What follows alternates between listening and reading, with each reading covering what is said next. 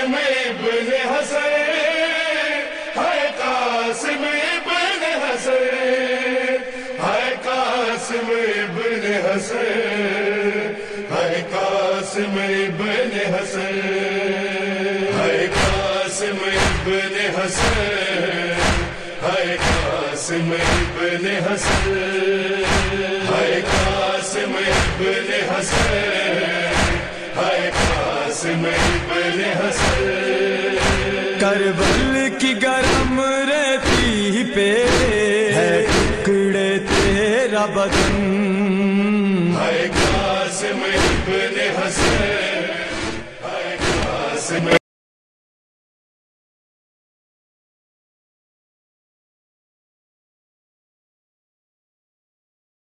بسم اللہ الرحمن الرحیم وبه نستعین وهو خیر ناصر ومعین الحمد للہ رب العالمین بارئ الخلائق اجمعین الصلاة والسلام والتحیة والإکرام على رسول الانام سید المرسلین وخاتم النبیین وحبيب إله العالمين وشفيع المذنبين ورحمة للعالمين المخاطب بطه وياسين ونور السماوات والأرضين أبي الزهراء محمد اللهم صل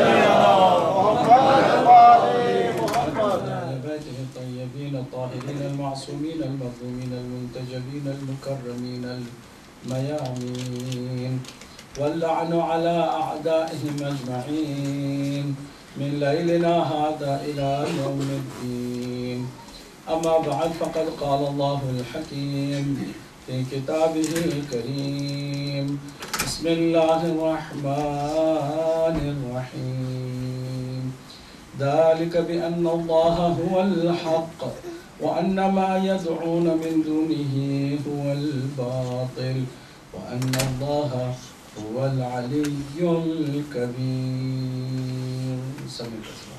اللهم صل على محمد وآل محمد. حسن بائیمان عشر محرم کی 8ویں رات ہے اور ہماری 8ویں مجلس ہے. اس میں ہمارا عنوان شناخت حق و باطل ہے. وقت کی ضرورت ہے کہ ہم پہچانیں حق کیا ہے اور باطل کیا ہے، اور لگاتار جو باطل پرست لوگ باطل کو حق کے لبادے میں پیش کر رہے ہیں، ہم انہیں پہچانیں اور جدا کر دیں حق کو باطل سے، اور باطل کو قابل تقلید اور قابل اتباع نہ جانیں بلکہ صرف حق کی پیروی کریں. ہم نے گزشتہ مجلسوں میں 7 فرق حق اور باطل کے بتائے تھے. یقیناً آپ لوگوں کو یاد ہوگا، اگر مجلسوں سے کوئی استفادہ کرتا ہے تو اس کی زندگی سنور جاتی ہے. انہی مجلسوں سے علم کی خیرات ملتی ہے، اور تبرک بھی بہترین مجلس کا یہی ہے کہ انسان مجلس میں آنے کے بعد اپنی معلومات میں بھی اضافہ کرے، ایمان کو بھی تازہ کرے، اور پھر عمل کی طرف بھی شوق اور ذوق کے ساتھ آگے بڑھے. ہم فصلی بٹیروں کی طرح نہیں ہے کہ چند دنوں کے لیے ایک موسم میں پہنچتے ہیں اور پھر اس کے بعد غائب ہو جاتے ہیں. ہم علی والے ہیں تو جب تک زندہ ہیں حق والے ہیں، حق کے ساتھ چلنے والے ہیں. آپ میرے ساتھ ہیں کہ نہیں ہیں؟ آج کچھ اپنی باتیں ضرور کریں گے. دوسروں کو نیچا دکھانا اس میں بھی مزہ آتا ہے، لیکن جب بات اپنی شروع ہوتی ہے کہ ہمیں کیا کرنا چاہیے، ہم کس مقام پر کھڑے ہیں، آیا ہم حق کے ساتھ ہیں پریکٹیکل لائف میں ہمارا وجود حق کے ساتھ جڑا ہوا ہے یا کہیں کہیں ہم بھی باطل کے پرستار ہو جاتے ہیں اور حق کو چھوڑ دیتے ہیں. ہر ایک کو آج اور کل 2 مجلسوں میں بہرحال سوچنا ہوگا، اس لیے کہ اگر نہیں سوچیں گے تو یقیناً ہم نقصان اٹھائیں گے، دنیا میں بھی نقصان اٹھائیں گے اور آخرت میں بھی نقصان اٹھائیں گے. خالی دل کو تسلی دے لینا کہ ہم حق پر ہیں اور انشاءاللہ جنت بھی ہمیں ملے گی. بعض لوگ تو جنت کے خواب اس طرح دیکھتے ہیں کہ وہ بغیر کسی جھجک کے یہ کہتے دکھائی دیتے ہیں کہ اگر جنت میں ہم نہیں جائیں گے تو پھر کون جائے گا، جنت ویران ہو جائے گی، ہمارے بغیر جنت میں کوئی جانے کے قابل ہی نہیں ہے. اور یقیناً اگر علی والا ہے تو بات ایسے ہی ہے. شرط یہ ہے کہ علی والا صرف زبانی طور پر نہ ہو بلکہ عملی طور پر بھی ہو، عمل بھی اس کا بتا رہا ہو کہ وہ واقعاً علی والا ہے. ورنہ دعویٰ کرنا علی والا ہونے کا کوئی اتنی بڑی بات نہیں ہے. لوگوں نے تو پیغمبر ہونے کا بھی دعویٰ کیا ہے اور اس سے بھی بڑھ کر لوگوں نے خدا ہونے کا بھی دعویٰ کیا ہے. تو دعویٰ کرنے سے کچھ بھی حاصل نہیں ہوتا ہے. 7 فرق ہم نے حق و باطل کے بتائے. اب ان فرق جتنے بھی ہم نے بتائے ان کی روشنی میں دہرانا بھی نہیں چاہتا ہوں اس لیے کہ وقت کے دامن بہت کم گنجائش ہے اور آج اور کل ہی مجھے کچھ فضائل کے گوشے بیان کرنے کا موقع مل رہا ہے. اس کے بعد پھر مصائب کا سلسلہ شروع ہو جائے گا. اس لیے پوری توجہ آپ کی میں چاہوں گا کہ آپ پوری توجہ سے آج میری معروضات کو سماعت فرمائیں. توجہ آپ کی برقرار ہے تو مجھے آخر میں جو مومن بیٹھا ہے وہاں سے لے کے یہ جو یہاں بیٹھا ہے وہاں تک ہر مومن بلند آواز میں سلوات پڑھ کے بتائے اللہم صلی علی محمد و آل محمد. تو جو توجہ ہے آپ کی برقرار رکھیے. کوئی خوف ہے، کوئی پریشانی ہے، کوئی مسئلہ ہے، کوئی فکر ہے تو امام بارگاہ کے باہر اسے بھیج دیجئے، ذہن سے نکال کے باہر کر دیجئے. اس لیے کہ آج ہمیں پورے دل و دماغ سے سننا ہے، پوری توجہ سے سننا ہے اور کچھ اپنے اندر تبدیلی لا کر کے ہی اٹھنا ہے. بہت سارے لوگ زندگی بھر مجلسوں میں جاتے ہیں لیکن ٹس سے مس نہیں ہوتے، کوئی تبدیلی ان کے اندر نہیں آتی. جو جیسے ہوتے ویسے ہی ہوتے ہیں. ان کے اوپر کام کرنا بالکل ویسے ہی ہے جیسے پانی میں راستہ پیدا کرنا. آپ ہٹا لیں گے تو پھر پانی جم جاتا ہے جیسے کوئی یہاں سے گزرا ہی نہیں ہے. تو بعض لوگوں کی حالت ہے کہ وہ مجلسوں میں تو آتے ہیں تبرک سمجھ کر یا ثواب سمجھ کر یا پھر ایک رسم کو ادا کرنے کے لیے یا پھر ان کا ضمیر گھر میں بیٹھنے نہیں دیتا کہ یہ ایام محرم کے ہیں ہم کیسے گھر میں بیٹھیں گے، چلو مجلس میں جا کر کے پرسہ دیتے ہیں. یہ اچھی نیت ہے لیکن خالی پرسہ دینے کی نیت سے آنا کافی نہیں ہے. یہاں سے بدل کر جانے، تبدیل ہو کر جانے، فکروں کو اپنے آمدہ کر کے جانے، اصلاح اپنی کر کے نکلنے اور پھر اپنے عمل میں ان باتوں کو امپلیمنٹ کرنے کی نیت سے آنا چاہیے تاکہ ہمارا ہر دن گزشتہ دن سے بہتر ہو. جب ہم باہر نکلے ہمارے معاملات کو دیکھ کر کے ہمارے جتنے بھی غیر ہیں وہ بھی متاثر ہوں کہ کیا بات ہے اس کی کہ یہ معاملہ کرتا ہے تو کبھی ہیرا پھیری نہیں کرتا، یہ معاملہ کرتا ہے تو کبھی دھوکہ نہیں دیتا، یہ معاملہ کرتا ہے تو جھوٹ نہیں بولتا، یہ معاملہ کرتا ہے تو وعدہ خلافی نہیں کرتا، یہ معاملہ کرتا ہے تو امانت میں خیانت نہیں کرتا. جب آپ کے بارے میں جب کردار آپ کا دیکھیں گے تو آپ سے پوچھیں گے کہ آپ کس کو مانتے ہو. آپ فخر کر سکتے ہیں، کسی کے ساتھ کہہ سکتے ہیں کہ میرا پہلا امام علی ہے، میرا پیغمبر محمد مصطفیٰ صلی اللہ علیہ وآلہ وسلم ہے، میں حسینی ہوں، میں حسنی ہوں. جب آپ اپنے مذہب کا تعارف کرائیں گے تو کہے گا مجھے بھی کلمہ پڑھا دو. جب تمہارا مذہب اتنا اچھا ہے.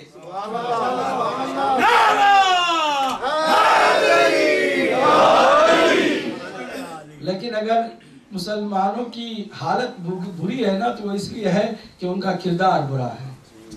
اسلام میں کوئی کمی نہیں ہے، ان کے قانون میں بھی کوئی کمی نہیں ہے، ان کے عقیدے میں بھی کوئی کمی نہیں ہے.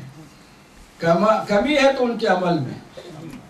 जो कहते हैं वो करते नहीं है। अगर वो करने लग जाए तो दुनिया आपके कदमों के नीचे होगी।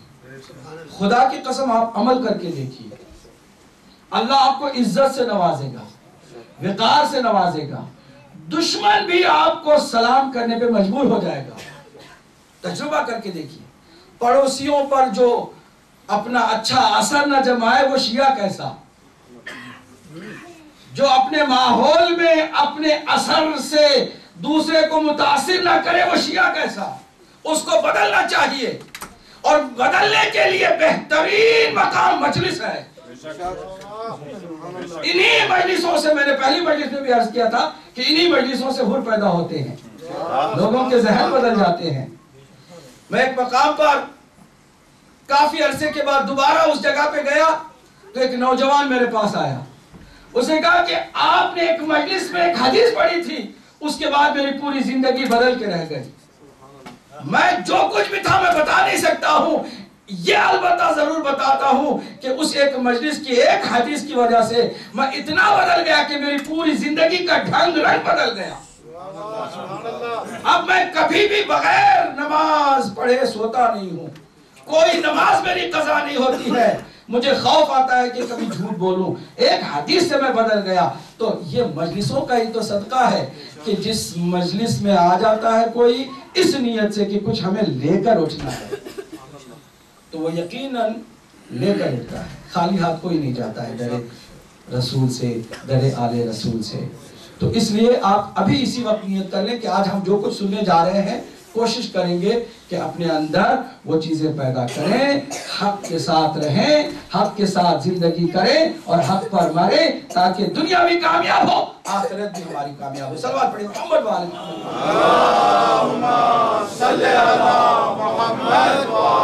मोहम्मद। अजीजों, हक और बातिल के फर्क को जानने के बाद हक के मेयार को भी समझना चाहिए। मेयार हक को आज हम बयान करने जा रहे हैं।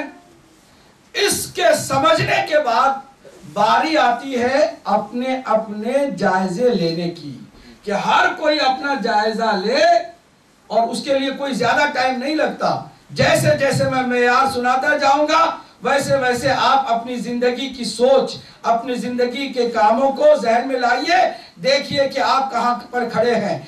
अगर आप जंग सिफ़ीन के जमाने में होते तो आप कहां खड़े होते? हर कोई फैसला कर सकता है आसानी के साथ। मैं मेयार हक बता रहा हूं, जैसे जैसे मैं गुफ्तगू करता जाऊंगा वैसे वैसे आपसे इल्तिमास है कि आज मुझे नारों के जरिए से हौसला दे या ना दे, लेकिन सोच अपनी जरूर एक्टिव रखें, जिंदा रखें, और अपने आप को ले जाएं उस मेयार की तरफ जो मेयार मैं बताने जा रहा हूं, और फिट करके देखें कि आप वहां फिट होते हैं कि नहीं होते हैं। और मैं इतना जरूर आपकी खिदमत में बता दूंगा, फैसला करने के लिए आसान काम यह है कि आप जब देखेंगे ना मेयार को, सुनेंगे ना मेयार को, तो आप अपने आप को उस मेयार के साथ जोड़ के सोचिए, थोड़ी देर के लिए सोचिए। आज अगर सन्नाटे वाली मजलिस होना तो भी गवारा है मुझे, बगैर नारे वाली होना तो भी मुझे गवारा है। इसलिए कि अब तक जो मैंने मेहनत की है शुरू से लेके यहाँ तक पहुंचाया है गुफ्तगू को, वो इसलिए है कि ये जो दो मजलिसें हैं वो इतनी अहम है कि इन दो मजलिसों में हर कोई अपनी सोच सामने रखे और फिर हक व बातिल के मेयार के साथ जांचे, खुद टेस्ट करे। आसान काम ये, सवाल का जवाब आसान आप दे सकेंगे। सवाल, अगर मैं जंग सिफ़ीन के मौके पे होता, एक तरफ वो एक बड़ी फौज है जिस फौज में सारे आसाइश हैं, सारी राहतें हैं, बड़े पैसे हैं, पैसों की भरमार है, जो जाता है वो मालामाल हो जाता है। जाने वाले इसीलिए सहाबी होकर भी चले गए, ताबई होकर भी चले गए, मुत्तकी होकर भी चले गए, परहेजगार होकर भी चले गए, इसलिए कि उधर ये अट्रैक्शन थी, पैसा था। دولت تھی اور پھر مختلف آپ کو عہدے بھی ملنے والے تھے. اور ادھر کیا ہے؟ ادھر بھوک ہے، پیاس ہے، کچھ بھی ملنے کی امید بھی نہیں ہے. ابھی کربلا کا منظر تو بعد میں ہے نا، لیکن کربلا سے پہلے جنگ صفین میں اگر کربلا میں حسین ہے تو جنگ صفین میں حسین کا بابا علی ہے. اگر کربلا میں اس طرف یزید ہے تو جنگ صفین میں یزید کا باپ معاویہ ہے. ہمیں ابھی دیکھنا ہے کہ ہم ہوتے تو کہاں پر ہوتے، کس کے لشکر میں ہوتے، کس کے لشکر کا حصہ ہوتے. آج علی کے فضائل سن کر یقیناً علی کے نام پر جان دینے کو بھی دل کرتا ہے، لیکن اس موقع پر علی کی برائی ہی زیادہ تر سننے کو ملی ہے. لوگوں کے کانوں میں علی کے فضائل نہیں گونجے تھے، علی کی برائی گونجی تھی. لوگوں کے ذہنوں میں علی کے بارے میں وہ فضائل واضح نہیں تھے جو فضائل آپ پر واضح ہیں. تو اس موقع پر ہم ہوتے تو کس جگہ پہ کھڑے ہوتے؟ آسان جواب، جس جگہ پر آج ہم کھڑے ہیں. کیا آج بھی کوئی جنگ صفین ہے؟ جی ہاں، ہر زمانے میں ہے. میرے ساتھ چل رہا ہے کہ نہیں؟ ہر زمانے میں حق و باطل کی کشمکش جاری ہے. کوئی یہ نہ سمجھے کہ کسی زمانے میں تھی تو اب نہیں ہے. نہیں، ہر دور میں حق و باطل کی لڑائی ہوتی ہے، لگاتار ہوتی ہے. لیکن کبھی دائرہ محدود ہوتا ہے، کبھی لامحدود ہوتا ہے. کبھی دائرہ لڑائی کا چھوٹا ہوتا ہے، کبھی بڑا ہوتا ہے. کبھی کبھی تو دائرہ اتنا محدود ہوتا ہے کہ آپ ہیں اور آپ کے سوا کوئی نہیں ہے، پھر بھی آپ کے اندر ایک لڑائی جاری ہے. ایک حق ہے، دوسرے باطل ہے.